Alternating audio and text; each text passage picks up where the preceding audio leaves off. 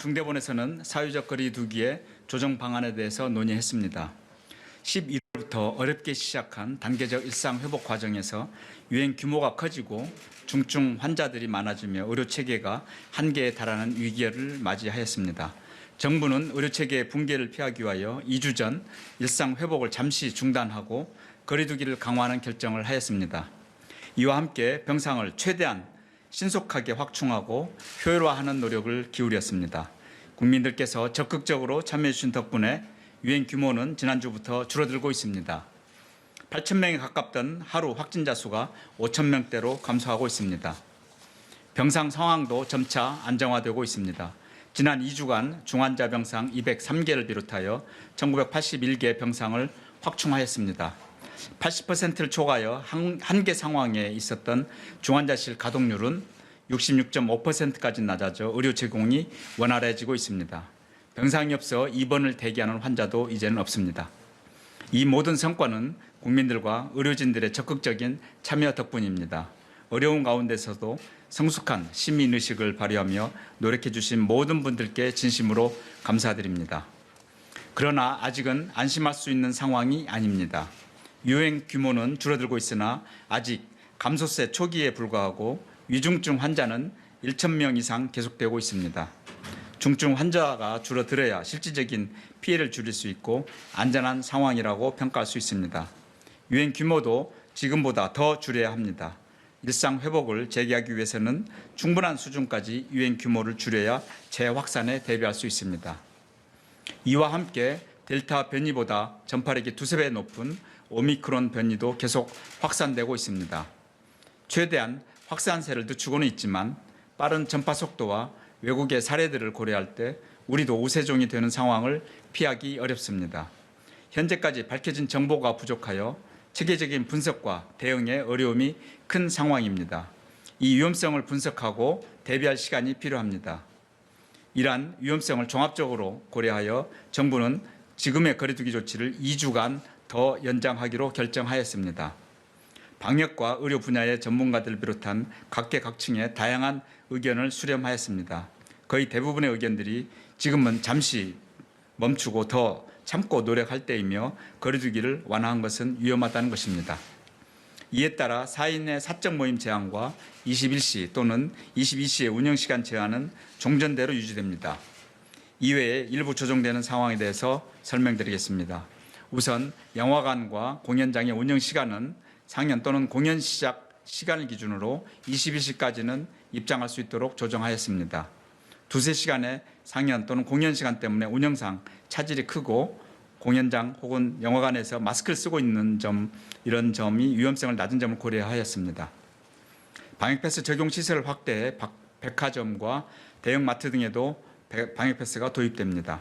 출입관리가 어려워 당초에는 적용을 제외하였으나 형평성 논란이 계속되고 있는 점을 고려하였습니다. 다만 현장의 혼란을 방지하기 위하여 1주간의 준비 기간을 거쳐 1월 10일부터 시행할 예정입니다. 청소년 방역 패스는 한 달간의 기간을 더 부여하여 내년 3월 1일부터 시행하는 것으로 확정하였습니다.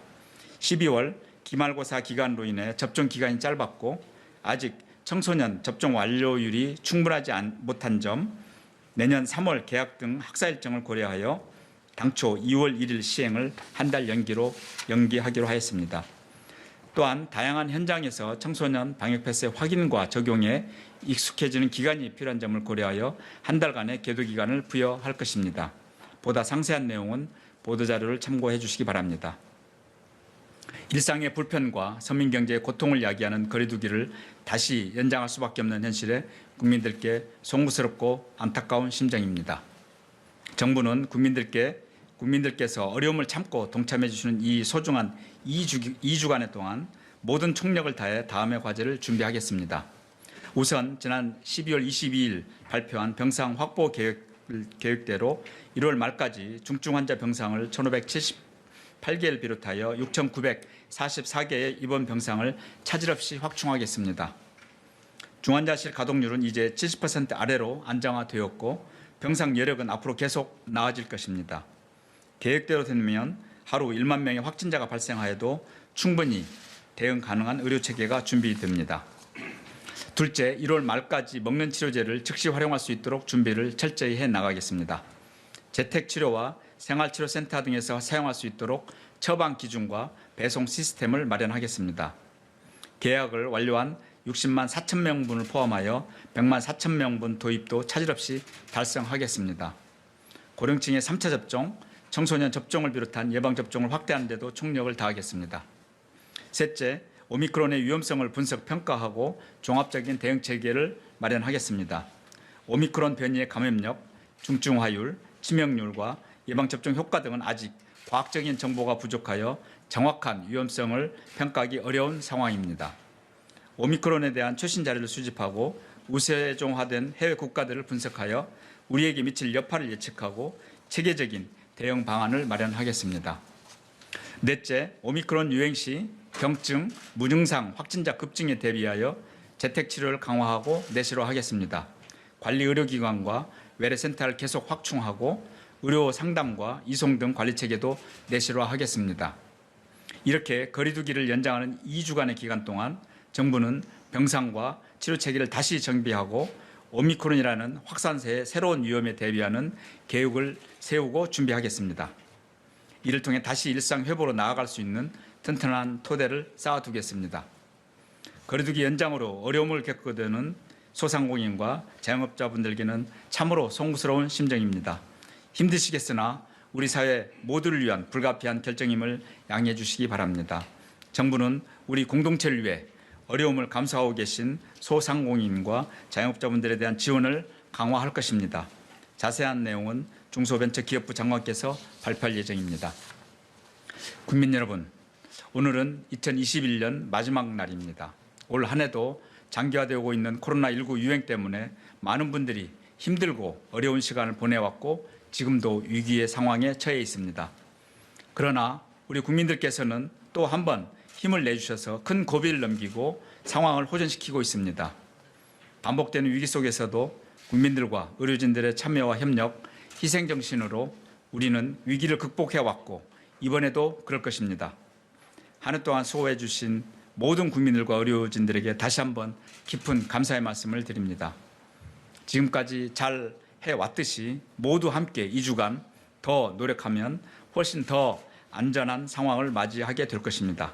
유행 규모는 3, 4천 명 수준으로 줄어들 수 있고 위중증 환자도 1,000명 아래로 감소할 것입니다. 중환자실을 비롯한 치료병상은 안정적으로 절반 정도의 여유를 갖게 될 것입니다. 정부는 2주 후 방역 상황을 다시 재평가할 것입니다. 상황이 나아질 경우 방역 조치를 단계적으로 완화하며 다시 일상과 방역을 조화하는 노력을 기울이겠습니다. 국민들께서도 아무쪼록 함께 노력해 주시기를 다시 한번 부탁드립니다.